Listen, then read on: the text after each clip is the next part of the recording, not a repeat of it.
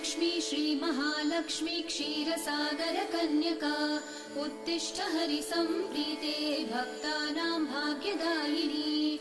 श्रीलक्ष्मी श्रीमहालक्ष्मी क्षीरसागर कन्यका उत्तिष्ठ हरिसम्प्रीते भक्तानां भाग्यदायिनी। उत्तिष्ठोत्तिष्ठ श्रीलक्ष्मी विष्णुवक्षस्थलालये उत्तिष्ठ करुणापूर्णे लोकानां शुभदायिनी।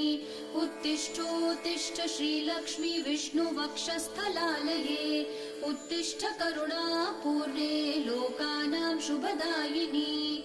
श्रीपद्ममध्यवसिते वरपद्मनेत्रे श्रीपद्महस्तचिरपूजित पद्मपादे श्रीपद्मजात जननी शुभपद्मवक्त्रे श्रीलक्ष्मी भक्तवरदे तव सुप्रभातम्।